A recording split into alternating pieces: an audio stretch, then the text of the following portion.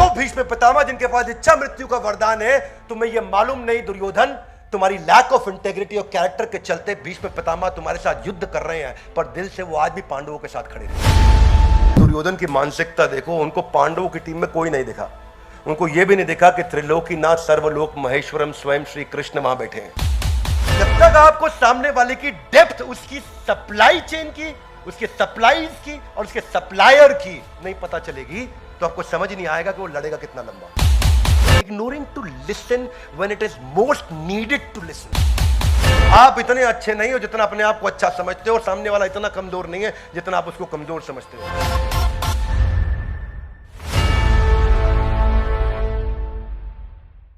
ग्रंथराज श्रीमद् भगवद गीता की तो स्वागत है आपका आज के इस नए वीडियो में भगवद गीता का पहले अध्याय का 10वां श्लोक। तो क्या श्लोक है, आप मेरे पीछे दोहराएंगे। अपर्याप्तम तदस्माकम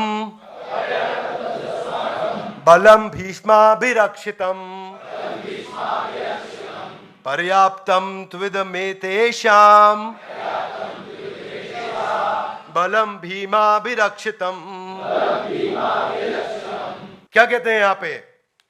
दुर्योधन कह रहे हैं अपर्याप्तम, मेरी जो सेना की ताकत है वो क्या है? अनलिमिटेड। पर्याप्तम मतलब लिमिटेड, अपर्याप्तम मतलब अनलिमिटेड बलम। और क्यों मैं अपर्याप्तम अनलिमिटेड स्ट्रेंथ के साथ आया हूं? दुर्योधन हूं मैं। मालूम है ना किसको बोल रहे हैं? द्रोणाचार्य को। द्रोणाचार्य भी सोचते होंगे पता नहीं कैसा शिष्य पाल लिया मैंने, कहां से आ गया ऐसा शिष्य। और बता रहे अपर्याप्तम। अब युद्ध हो रहा है सामने, दुर्योधन तैयारी का टीम को इंस्ट्रक्शन देना, इंस्पायर करना, तो लगा हुआ अपनी तारीफ करने में। और क्या कह रहे? कह रहे क्योंकि भीष्माभिरक्षितम, मेरे पास भीष्म पितामह है। यह बात ठीक है, क्योंकि भीष्म पितामह बहुत शक्तिशाली है। भीष्म पितामह के पास उनको सारे के सारे मिलिट्री आर्ट्स में, इकोनॉमिक आर्ट्स में, वॉरफेयर में, पॉलिटिकल साइंस में, सब में एक्सपर्ट थे। वो खुद ही एक देवता, 33 करोड़ देवताओं में से एक है वो भीष्म पितामह। और बता रहे हैं भीष्म पितामह में क्योंकि उनके पास इच्छा मृत्यु का वरदान है। आप सबको जानकारी होनी चाहिए। और फिर सामने क्या कह रहे हैं? पर्याप्तम इदम एतेषां बलम भीमाभिरक्षितम। हमारा तो अपर्याप्तम, उनका पर्याप्तम, मतलब उनकी ताकत लिमिटेड। हाथ आगे लाए क्यों? कह रहे हैं उनके पास ले दे के खाली भीम है। दुर्योधन क्या बोल रहे हैं? उनके पास ले दे के खाली भीम है। हमारी टीम तो इतनी बड़ी, पीछे हम पिछले वीडियो में चर्चा कर चुके हैं, और इनकी टीम में देखो कोई है ही नहीं, भीम है खाली। ले दे के इन्होंने केवल भीम का नाम लिया। Let's read the translation. हमारी शक्ति अपरिमेय है और हम सबके पास पितामह द्वारा भली भांति हम संरक्षित हैं, जबकि पांडवों की शक्ति देख लो, वो तो केवल भीम है। उनको पता है भीम क्यों याद है? भीम भी ना बोलते वो श्लोक में दुर्योधन। भीम भी उनको इसलिए याद आया क्योंकि बचपन में उन्होंने भीम से खूब कुटाई खाई थी। इस चक्कर में केवल भीम याद आया उनको। अर्जुन याद नहीं आया, युधिष्ठिर याद, कोई याद नहीं। अर्जुन, अर्जुन है भाई, तुम्हें अर्जुन याद नहीं आ रहा है। वो इसलिए है क्योंकि ना जो एक्सट्रीम इमोशन होता है वो कभी भूला नहीं जाता है।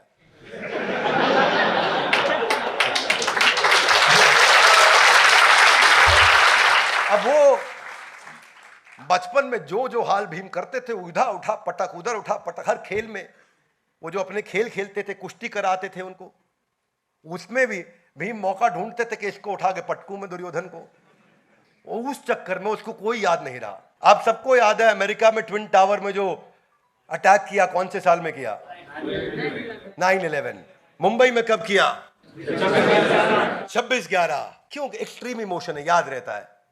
इंडिया श्रीलंका से वर्ल्ड कप क्रिकेट दूसरी बार जो फाइनल में वर्ल्ड कप जीता, कौन से साल में जीता? पहली बार कब जीता? 83। हाथ आगे लाइए। एक्सट्रीम इमोशन, एक्सट्रीम इमोशन याद रहता है। अब ये भाई साहब परसों रात को क्या खाना खाया इनको याद नहीं, किसी को याद नहीं। लेकिन आज से 10 साल पुराना, 20 साल पुराना इंसिडेंट आपको याद है। 26/11, 9/11। क्या मेरी बात समझ आ रही है? परसों आपने क्या कपड़ा पहना आपको याद नहीं, लेकिन 12 साल 20 साल पुराना इंसिडेंट किसी ने आपकी बेइज्जती करी होगी तो हर एक को याद होगा। Yes no? वही भगवद गीता में आ गया। आज वही दुर्योधन का हाल दिख रहा है। मैं भी सोच रहा था कि दुर्योधन की मानसिकता देखो, उनको पांडवों की टीम में कोई नहीं दिखा, उनको यह भी नहीं दिखा कि त्रिलोकीनाथ सर्वलोक महेश्वरम स्वयं श्री कृष्ण वहां बैठे हैं, उनको वो भी नहीं दिख रहा है। उसको खाली भीष्म पितामह अपनी साइड से दिख रहे हैं, हल्के में ले रहे हो। That's the problem with Duryodhan मानसिकता। ये जो है ना, इसको बोलते हैं playing my favourite trap, centre stage trap बोलते हैं, सेंटर स्टेज ट्रैप। ये पता है क्या ऐसे होता है सेंटर स्टेज ट्रैप? ये ऐसे होता है कि जैसे सरपंच है, सरपंच गांव में होता नहीं होता, सरपंच को 4 लोग माला ज्यादा पहना देते हैं तो उसके मन में ऐसा आ जाए कि अब तो मैं प्रधानमंत्री को हराऊंगा इलेक्शन में। तो दुर्योधन का ऐसा ही हाल था, है कि नहीं? और उनको लगा प्रधानमंत्री कोई है नहीं, खाली भीम है वहां। इसको बस भीष्म पितामह की तरफ देख के इशारे में बोल भी दिया, भीम को निपटा दो, बाकी सबको मैं देख लूंगा। आज भी उसको भीम का डर है, उसको पता है इसको नहीं छेड़ पाऊंगा मैं। इसीलिए कोई आदमी घबराहट में एक ही का नाम लिया ना, टेंशन में नाम एक ही का निकला, किसी और का निकल नहीं रहा नाम। This is called Waterloo trap and this is how we miss out. ये क्या इमोशन पे चल रहा है, वो मिस्ड आउट, इतना ऑक्यूपाइड है वो अपने ग्लोरिफिकेशन में कि कंपटीशन को एसेस नहीं कर पा रहा। उसको ये समझ नहीं आया कि जो भीष्म पितामह जिनके पास इच्छा मृत्यु का वरदान है, तुम्हें ये मालूम नहीं दुर्योधन, तुम्हारी लैक ऑफ इंटेग्रिटी और कैरेक्टर के चलते भीष्म पितामह तुम्हारे साथ युद्ध कर रहे हैं, पर दिल से वो आज भी पांडवों के साथ खड़े थे। वो चाहते ही नहीं थे कभी पांडव हारे, वो चाहते थे पांडव जीते।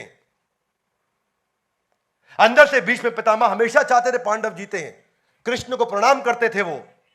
तो ये कंपटीशन एनालिसिस करना ना कर पाना कि कंपटीशन इतने दिन में, उसको क्या लगा दुर्योधन को, हम लोग राज्य में, हम लोग सत्ता में, हम लोग पावर है, हम एस्टैब्लिशमेंट है, ये एंटी एस्टैब्लिशमेंट है, ये इनके पास पावर है नहीं, ये बहुत दिनों से वनवास के बाद आ रहे हैं लौट करके, अज्ञातवास के बाद आ रहे हैं लौट के, इनके पास क्या है? ना सेना थी, ना ताकत था, ना धन था, ना ऐश्वर्य था, ना कुछ था। ये 5 पांडव जंगल से घूमते फिरते आके थोड़ी बहुत टीम बना के खड़े हो गए, केवल भीम है। दुर्योधन ये समझ नहीं पाया कि इतने दिन में ये कितने स्ट्रैटेजिक अलायंस करके आए हैं। वो समझ नहीं पाया कि इतने दिन में ये कितने राज्यों के साथ पार्टनरशिप करके आए हैं। वो समझ नहीं पाया इतने दिन में कितनी इंटरनेशनल अलायंसेस को साथ में लेकर के आए हैं पांडव। वो समझ नहीं पाया कि स्वयं श्री कृष्ण ने वहां पे जो उसने खुद बहुत बड़ी गलती करी, जब कृष्ण अपने शयन कक्ष में आराम कर रहे थे और यह डिसीजन होना था कि कृष्ण किसकी तरफ होंगे, तो दुर्योधन पहले वहां पहुंचे, थोड़ी देर उनके चरणों के पास बैठे रहे और सोचे मैं राजा तो मैं हूं, क्यों चरणों पे बैठूंगा, सर के पास चले गए।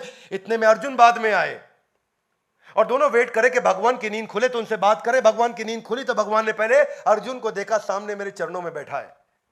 दुर्योधन ने कहा पहले मैं आया हूं, बात पहले मैं करूंगा। बोले आप पहले आए हो, लेकिन अहंकार के चलते आप आके मेरे सर के पीछे बैठ गए, वो मेरे चरणों में बैठा है, तो पहले बात करने का अवसर अर्जुन को दिया जाएगा। अर्जुन बताओ तुम्हें क्या चाहिए? तुम्हें मेरी नारायणी सेना चाहिए या मेरा मॉरल सपोर्ट चाहिए? दुर्योधन टेंशन में, वो बहुत टेंशन में, ये नारायणी सेना ले गया तो मेरा गेम ओवर ना हो जाए। ले दे के पांडवों के पास तो कृष्ण की सेना आनी थी और कुछ था नहीं। उसका कंपटीशन एनालिसिस इतना कमजोर। क्या होता है, स्टार्टअप आता है, सोचता है बाजार में मैं भी यूनिकॉर्न हो जाऊंगा, अभी रातों रात यूनिकॉर्न हो जाए। क्या बात कर रहे हैं, ऐसे फंडिंग आ रही है, बाहर ही तो खड़ा चेक लेकर के ये सोच करके जो है अपना कूद जाते हैं बाजार में। देखते नहीं, प्रोडक्ट को समझते नहीं, मार्केट की प्रॉब्लम को समझते नहीं, कंपटीशन को समझते नहीं, और अपना सेल्फ ग्लोरिफिकेशन में आ गए और ये समझाने में लगे कि मैं कितना इंटेलिजेंट प्रोडक्ट लेकर के आऊं, मेरा आइडिया स्टार्टअप का देखो। और वही दुर्योधन ने वहां पे टेंशन में आ गया, अर्जुन मांग लेगा। तो जब पूछा भगवान ने क्या चाहिए अर्जुन तुमको, तो उन्होंने कहा कि भगवान मुझे नारायणी सेना नहीं चाहिए, मुझे स्वयं नारायण चाहिए। मुझे नारायणी सेना नहीं चाहिए, मुझे स्वयं नारायण चाहिए। उधर से दुर्योधन मंद मंद मुस्कुरा रहा, बहुत बेवकूफ निकला है, इतना मंद बुद्धि होगा अर्जुन मुझे मालूम नहीं था। तो यहां दुर्योधन चेक भी कर लिया, भगवान आप क्या करोगे इनकी तरफ से, आप तो मॉरल सपोर्ट दे रहे हो। तो उन्होंने कहा हाँ अर्जुन ध्यान रखना, मैं युद्ध में पार्टिसिपेट नहीं करूंगा, मैं खाली बैठूंगा, कोई गाइडेंस चाहिए हो तो ले लेना, कहो वो ज्यादा से ज्यादा तुम्हारा ड्राइवर बन जाऊंगा, इससे ज्यादा कुछ नहीं करूंगा, युद्ध नहीं करने वाला मैं। तो अर्जुन ने कहा भगवान जिसके पास आप आ गए उसके पास सब आ गया, मेरे को आपकी मेंटरशिप, आपकी गाइडेंस, आपकी कोचिंग, आपकी टीचिंग, आपकी एडवाइस चाहिए बस। आपकी शक्ति आ जाए तो सब हो जाएगा। दुर्योधन को एक्चुअली लग रहा था कि जब भगवान ये बात बोल रहे हैं ना कि भाई मैं युद्ध नहीं करूंगा, अर्जुन दोबारा कंसीडर कर लो अपने डिसीजन को, मैं केवल तुम्हारे साथ रहूंगा, एडवाइस दूंगा, युद्ध नहीं कर। तो दुर्योधन दोबारा टेंशन में आ गया, भाई अर्जुन डिसीजन ना बदल दे कहीं। और अर्जुन डिसीजन नहीं बदला, अर्जुन टिका रहा। अर्जुन बोला भगवान आप ही चाहिए, नारायणी सेना में क्या करूंगा, जिसके पास नारायण है। सेना तो उसी की बनाई हुई है, वो इस सेना को दोबारा बना देंगे। दुर्योधन के साथ दुर्योधन एकदम खुश छलांग मारा। दुर्योधन ने बोला अब तो भाई देखो बची कची कृष्ण की सेना उनको मिलनी थी, वो भी हमारे पास आ गई। तो we are living in a society of limited self reflection. इतना लिमिटेड सेल्फ रिफ्लेक्शन है हमारा। The opinion that how I am better than the other person, इसको बोलते हैं अबव एवरेज सिंड्रोम। इसको बोलते हैं अबव एवरेज सिंड्रोम। ये कॉग्निटिव बायस है जो आपको ओवर एस्टिमेट करता है और सामने वाले को अंडर एस्टिमेट करा देता है। You are not good at judging other people and estimating their strength and power, so you become more prone to making a lot of mistakes. That's Duryodhan. Inaccurate evaluation of risk. वो risk को evaluate नहीं कर पाया दुर्योधन कि सामने वाले क्या क्या तैयारी करके बैठे हैं। वो अपनी टीम की तारीफ कर रहा है और ये अंडर एस्टिमेशन जो था इसने फंसा, क्योंकि अभी तक केवल अपनी तारीफ कर रहा था, अब यहां ये भी बता दिया कि सामने वालों में तो केवल भीम बैठा, वहां कोई है ही नहीं। यही कारण है every second business is failing in first 5 years। Hey guys one more time, every second business in India is failing in first 5 years। पहले 5 साल में हर दूसरा बिजनेस जाके खत्म हो जाता है, यानी कि 50% बिजनेस पहले 5 साल में खत्म हो रहे हैं। जबकि पुराना डेटा क्या है 2016 का कि 90% बिजनेस हर 5 साल में खत्म हो जाते हैं। और वो क्यों है? क्योंकि आप राइवल्स को नहीं समझ रहे और कंज्यूमर को नहीं समझ रहे। देखिए ये एनालिसिस कैसे होता है। एक तो होता है इररेगुलर एनालिसिस। आप रेगुलरली नहीं एनालिसिस कर रहे हैं कि इतने दिन में अपने गुप्तचर भेज के देखे कि पांडु के पुत्र क्या क्या करके आए हैं। You should have send your team कि पिछले 1 साल में पांडु के पुत्रों ने किया कि आप तो लाक्षा ग्रह में लगे। आपको इंटेलिजेंस नहीं, या फिर टू नैरो एनालिसिस और too wide analysis. Too narrow analysis मतलब अपनी तारीफ करते जा रहे हैं, और टू वाइड एनालिसिस मतलब आप एक्चुअली एसेंसी मिस कर गए। इतना दूर से इतना बड़ा बड़ा, इतना दूर से इतना हेलीकॉप्टर व्यू देखा कि आपको एक्चुअली समझ ही नहीं आया कि हुआ क्या, पीछे टीम कितनी है और कितनी डेप्थ है और कितनी विड्थ है और क्या वाइड असॉर्टमेंट है कि डीप असॉर्टमेंट है कि स्क्रैम्बल्ड असॉर्टमेंट है, आपको समझ ही नहीं आया। ये सारे डेंजरस है। आपको ये पता नहीं कि सामने वाली टीम की लिक्विडिटी क्या है, उसकी प्रॉफिटेबिलिटी क्या है, वो कितना कैश रख के बैठा है कंपटीशन। जब जियो आया था बाजार में, इतना कैश लेकर के आया था कि सबका गेम ओवर किया उसने। आपको राइवल को समझना चाहिए कि एयरटेल इतनी बड़ी स्ट्रेंथ से केवल एयरटेल बचा, बाकी सबका मर्जर डीमर्जर और सबका गेम ओवर हो गया। आप जानते हैं जियो का सारा एक्सपीरियंस, कितने लोग तेजी से जियो पर स्विच किए। जब तक आपको सामने वाले की डेप्थ, उसकी सप्लाई चेन की, उसके सप्लाईज की और उसके सप्लायर की नहीं पता चलेगी तो आपको समझ नहीं आएगा कि वो लड़ेगा कितना लंबा। सप्लाई और सप्लायर्स, कितनी सप्लाईज है और कितने सप्लायर्स हैं। यानी कि आज पांडवों की सेना में कितना एम्यूनेशन और कितनी टीम है और कितने लोग पीछे से आ रहे हैं जो सप्लाई देते चले जाएंगे। चाणक्य पंडित ने धनानंद को समाप्त करने के बाद या उसी दौरान चंद्रगुप्त मौर्य के साथ में मिलकर सिकंदर की टीम को उसकी सप्लाई काट के खत्म किया था। पोरस ने भी यही किया। Are you with me loudly? Yes no? पीछे से तो सप्लाई आ रही थी, उसको खत्म किया, आगे की टीम खत्म। योगेंद्र सिंह यादव जी के साथ एक वीडियो 15 अगस्त को दिया हमने, और उसमें उन्होंने क्या बताया कि 21 घंटा लगता था मुझको पीछे बैकपैक लेकर के चढ़ने में, जाकर के कारगिल के युद्ध में, और हम 4 लोग जाते थे ताकि एम्यूनेशन और खाने का सामान ऊपर पहुंचाए। वो थी उनकी सप्लाई। और हमेशा कंपटीशन देखता है कि सप्लायर और सप्लाईज को खत्म कर दो, इसका गेम ओवर हो जाएगा। यहां दुर्योधन लगा हुआ था कि मुझको हल्के में ले रहे हो आप। दुर्योधन बिल्कुल भटका हुआ था। वो समझ नहीं पा रहा था। ब्लॉकबस्टर ये वो कंपनी थी 1985 से 2010 में जाके बैंकरप्ट हुई। मैसिव बिजनेस, वीडियो गेम और होम मूवी रेंटल्स के अंदर सबसे बड़ा जायंट था दुनिया का। आपकी जानकारी के लिए 85,000 एम्प्लॉय थे, 10,000 आउटलेट पे काम किया करते थे ब्लॉकबस्टर में। इतनी बड़ी ऑर्गेनाइजेशन थी ब्लॉकबस्टर। मूवी देखनी होती थी पहले, डीवीडी मिलती थी आपको, कैसेट मिलती थी, वीसीआर कैसेट लगाते थे, याद है आपको? टर्मिनेटर मूवी घर पे ला करके देखा करते थे हम, enter the dragon, English movie India में नई नई लोगों ने देखनी शुरू करी थी उस समय। तो ब्लॉकबस्टर, इसके इसके 10,000 स्टोर थे दुनिया भर के अंदर, 2004 में बता रहा हूं मैं आपको, अपने पीक के समय में। पर जो ट्रांजिशन डिजिटल मॉडल की तरफ चल रहा था वो नेटफ्लिक्स लेके आ रहा था। नेटफ्लिक्स सन 2000 में चालू कर चुका था कि डिजिटल तैयारी होगी आगे, क्योंकि इंटरनेट उस समय .com का जो बहुत तेजी के साथ जो ग्रोथ आ रहा था उसको 96 से ये समझ रहा था, और उसको समझ आया कि आगे चल के मूवी लोग सीधा इंटरनेट से देखेंगे। सन 2000 में इसके पास ऑफर आई थी नेटफ्लिक्स को खरीदने की केवल $50 मिलियन में। एक हम कितने में? चिल्लड़ थे, चिल्लड़, इनके लिए $50 मिलियन। और आज वही नेटफ्लिक्स डिजिटल रेवोल्यूशन के कारण $101 बिलियन पे है, और ये भाई साहब 2010 में बैंकरप्ट होकर गेम से बाहर हो गए। इसका भी एनरॉन हो गया। क्या हो गया? एनरॉन हो गया इसका भी। ये ट्रांजिशन को नहीं पहचान पाना। जनरल मोटर, भाई साहब जनरल मोटर कितने साल चली मालूम आपको दुनिया में? 101 साल चली। 1908 में आई थी, 2009 में बैंकरप्ट हुई। क्यों जनरल मोटर बैंकरप्ट हुई? क्योंकि वो नई टेक्नोलॉजी में पैसा ही नहीं लगाया उसने कभी। अमेरिकन कंपनी, जायंट, इतना बड़ा जायंट, 100 साल से ज्यादा काम किया उसने, पर ब्लेटेंटली कंपटीशन को इग्नोर किया और नई टेक्नोलॉजी में इन्वेस्ट नहीं किया। और सबसे प्यारा उदाहरण जो आप सब जानते हैं, जिसकी आप रोज बात करते हैं, वो कौन था? नोकिया। क्यों नोकिया का गेम ओवर हुआ? सबसे बड़ा कारण क्या था? नोकिया को लगता था मेरी ब्रांड की रिकॉल बड़ी है, बस मैं लेट भी लाऊंगा मोबाइल चलेगा, लोग फिर भी मेरे पास आएंगे। जितने में नोकिया एक मोबाइल की पीपीटी तैयार करता था चाइना, उतने में 3 मोबाइल निकाल के ले आता था। और वो कारण है, एक बार पोजीशनिंग खराब हुई, आज वापस नोकिया को उठने में कितनी दिक्कत आ रही है ये हम सब जानते हैं। Would you agree with me? Yes, no? बस ये जो है ना, ये जो फीलिंग है कि मेरा ओवर एस्टिमेट करना अपने आप को। नोकिया का बार बार स्टेटमेंट क्या आता था कि मेरे ब्रांड का रिकॉल वैल्यू इतना स्ट्रांग है, मैं मोबाइल लेट भी लेके आऊंगा तो लोग मेरा ही लेंगे।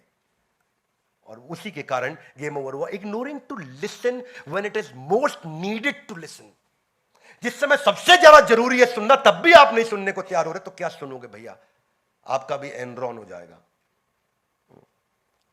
Trying, you should listen to the truth when the truth is available, publicly available. ऐसे लोग क्या करते हैं? सेंटेंस कंप्लीट नहीं होने देते सामने वाले का, बीच में टोक के बोलते हैं, बीच में रोक के बोलते हैं। इनको ना कहते हैं सेल्फ हिप्नोटाइज्ड पीपल। ये सेल्फ हिप्नोटाइज्ड होते हैं। अब क्योंकि ये इतने सेल्फ हिप्नोटाइज्ड है, आप इनसे आर्ग्यूमेंट कर ही नहीं सकते। क्या नहीं कर सकते? तो इस अबव एवरेज सिंड्रोम से बाहर निकलने के लिए 2 चीजों का ध्यान रखना। You are not as good as you think you are, and they are not as poor as you think they are. आप इतने अच्छे नहीं हो जितना अपने आप को अच्छा समझते हो, और सामने वाला इतना कमजोर नहीं है जितना आप उसको कमजोर समझते हो। इसकी कम से कम तैयारी करके चलिए। इस दुर्योधन सिंड्रोम से बाहर कैसे आ जाए? लर्निंग करके। कैसे आ जाए? लर्निंग करके। रोज इन्वेस्ट करें अपने लर्निंग पे। दाया हाथ आगे लाइए, बोलिए आज से अपनी लर्निंग पे रोज समय लगाऊंगा। ये वचन लेना चाहिए, हर इंसान को ये वचन लेना चाहिए कि मैं ये वचन लूंगा, अपनी लर्निंग पर लगाऊंगा। किसी और को नहीं दे रहे हो भाई, अपने लिए कर रहे हो। शार्पनिंग द सॉ इसी को बोलते हैं। यही अब्राहम लिंकन बोलते थे, अगर मेरे को पेड़ काटने के लिए आरी दी जाएगी तो 8 घंटे में मैं 6 घंटा धार लगाऊंगा, और 2 घंटे में इतनी पेड़ काट दूंगा जितना कोई हिसाब नहीं जोड़ पाएगा, क्योंकि वो धार लगाना है। इसको क्या लगाना है? नहीं तो आप अपॉर्चुनिटीज को मिस कर जाओगे। एप्पल और माइक्रोसॉफ्ट इतने बड़े जगरनॉट्स बनते ही नहीं अगर स्टीव जॉब्स के पास उसका स्टीव वॉजनियाक नहीं होता, और बिल गेट्स के पास उसका अपना पॉल एलन नहीं होता। नहीं तो स्टीव जॉब्स ये बोल सकता था, अहंकार विमूढ़ आत्मा करता हमिति मन्यते, मैं ही सब कुछ हूं। नहीं बोला। उसने हमेशा स्टीव वॉजनियाक को साथ रखा, उसने पॉल एलन को साथ रखा। जब आपका कोच आपकी मदद करने को तैयार हो तो बिना बात के आर्ग्यू करने की आवश्यकता नहीं। सरेंडर करें, सुने, अपने मेंटर की शरण लें, ताकि वो लर्निंग अंदर रजिस्टर हो सके। दुर्योधन की मानसिकता से हमें सीखने को मिलता है कि हमें क्या नहीं करना है। ग्रंथराज श्रीमद् भगवद गीता की हो सके तो इस वीडियो को सब तक क्या करिए? शेयर करिए, ताकि ये वीडियो से हम लोगों को इंस्पायर कर सकें, वो अपने चरित्र को और अपने चित्र को बदल सकें। अपने जीवन को बेहतर बना सकें। इस भारत के यूथ को हमारे को नई दिशा देनी है। हमारे साथ जुड़े रहने के लिए, इस वीडियो को लाइक करके हमारा उत्साह बढ़ाने के लिए, इस वीडियो को सही लोगों तक पहुंचाने के लिए आप सबका हृदय की गहराई से प्रेम पूर्वक बहुत बहुत